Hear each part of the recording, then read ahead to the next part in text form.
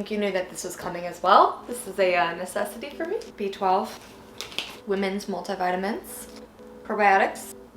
That one's really chewy. And then immunity ones. And I like to keep the, my phone. I woke up before my alarm at least. Recently, I've been doing a really bad job of getting dressed in the morning and I've just been wearing my sweats all day, but I really wanna get my workout in like this morning, so I'm gonna find workout clothes. Is this Gymshark set a throwback or what? It's so weird, but fitting for this video. Okay, one sec. Ta-da! Wow, I don't really like the way this bra sits on me, but I'm just working out in my living room. Good workout. Thank you, love you. Your eyes look nice. Thank you, babe. Keep that knee tracked outward with those toes. Keep that chest cranked up. 4, 3, 2, 1. Nice, yes. Hello, okay, this is the part that I'm a little nervous to film because I don't really know where I'm gonna go with this, and I've rambled on and on before. All that footage is gone because I've been wanting to talk about this for a while, and I do want to put a trigger warning out there. I'm going to be talking about food and my relationship with my body and disordered eating habits, and if that's something that you do not want to watch, I have so many other videos that don't include that topic, and I'll include a few in the description, but there's no pressure to continue watching. I just wanted to give that disclaimer. I've done a lot of videos in the past where I explain why I moved away from fitness content, and a lot of it just has to do with where I was in my stage of recovery. I realized that I was in the stage of recovery where I didn't need to talk about what I was eating all the time and what I was working out, or I guess my workout routine. And I just feel like the pandemic totally triggered like all past bad eating disordered habits and feelings about my body, and it's very frustrating to have gotten to a point in my recovery where I felt like I was at a really good place. And then it's kind of like the textbook definition where it's like I couldn't control anything, so I can control what I'm eating and I can control my workouts, and it just kind of sucks. It sucks to have realized that, and a lot of it came unintentionally and subconsciously through anxiety, which is also something that I have developed recently and realized that I suffer from. And I'm working with a therapist and it's been amazing, but I feel like I haven't really told you about it because I'm still trying to grapple with it, because in so many ways I didn't know I was gonna get emotional. In so many ways it feels like I failed myself.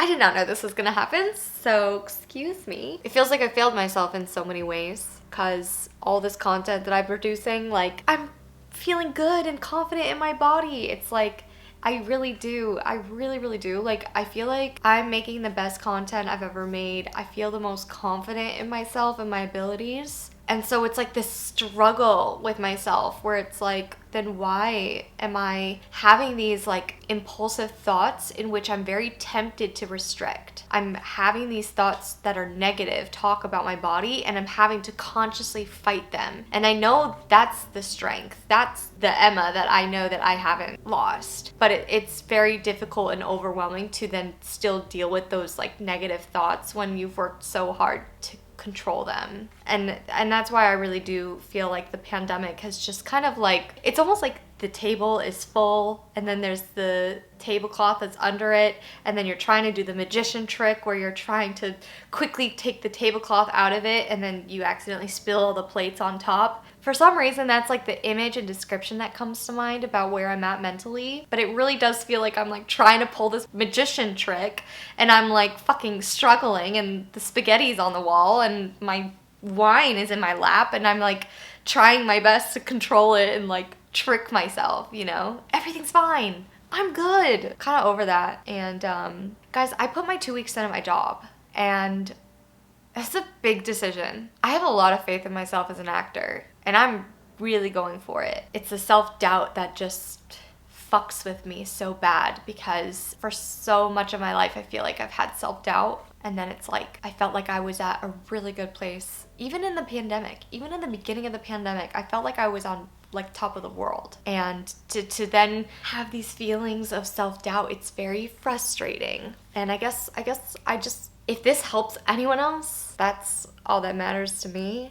I kind of want to go back into what I mean about like how the pandemic has really stirred a lot of this up. You know, at the beginning of the pandemic, I felt like I was like really adapting well because I already work from home anyway, and I was working out and I was feeling really strong, and I was in this place where I was talking to my friends and I was like, you know what, for the first time in my life, food isn't at the top of my mind. Like what I'm eating next isn't my biggest concern. And it was so refreshing because all I was thinking about when I wasn't doing my job was creating content, was acting. It was like, how can I make this my world? Because of my anxiety, I already knew that it was something that suppressed my appetite, but then added on stress and then the tunnel vision that I usually get when I like go into these workflows. I was like skipping meals unintentionally, and I lost a lot of weight. I don't know how much weight I lost, but I know that it got to a point in February where I was nauseous all the time. I was really dehydrated,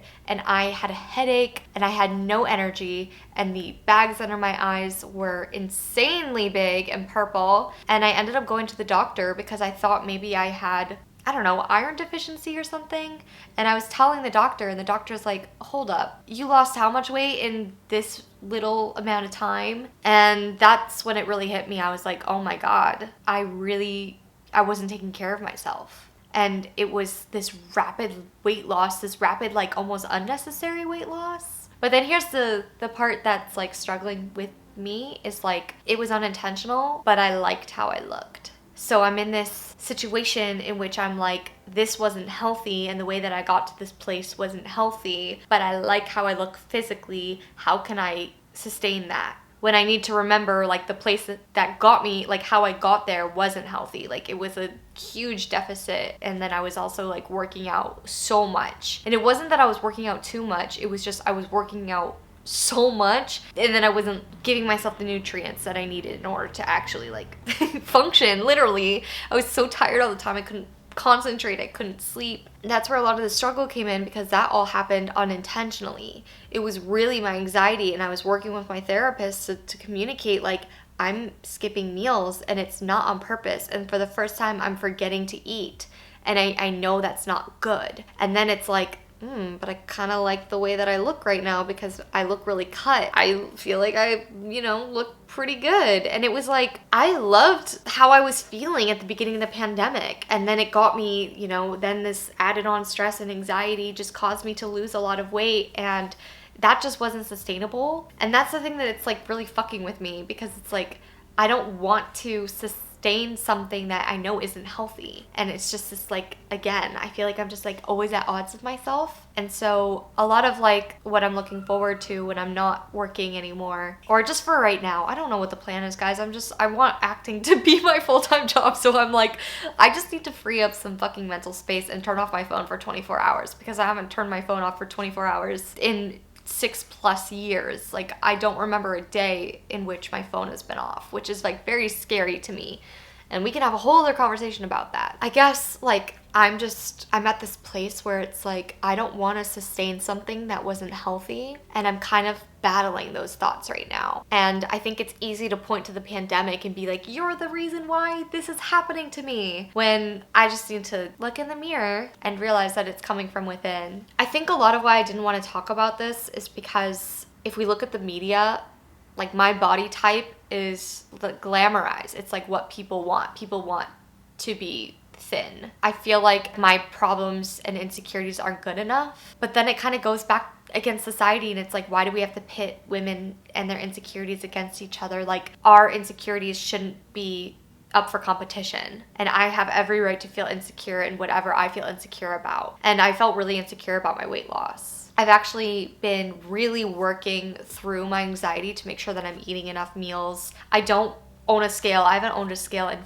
years, so I'm just basing this on like how I look and how I feel and what my clothes feel like. And I can tell that I am at a better place than I was in February when I had this conversation with my therapist and a doctor, and they were both like, girl, This is why you're not feeling good. It's because you are not fueling your body. You're not giving your body the nutrients it needs in order to survive, let alone push itself through the workouts that you do. I don't know. I feel like in so many ways I was trying to like protect myself by not talking about this, but then I feel like it was like hurting me more because I wasn't talking about this. I don't know if this did anything for you. If anything, I just hope that you don't feel alone because I feel really alone. Woo!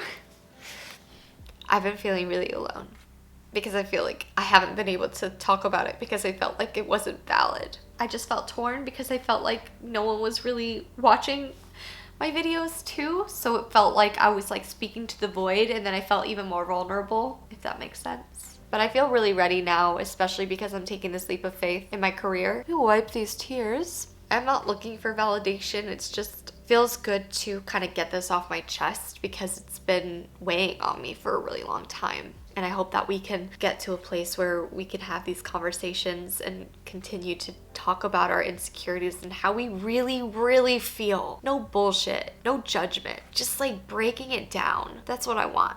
Well, that was fun. My coping mechanism is smiles and laughter and humor, but that's okay. I just want you to know you're not alone. I don't feel so alone anymore. That's all I got.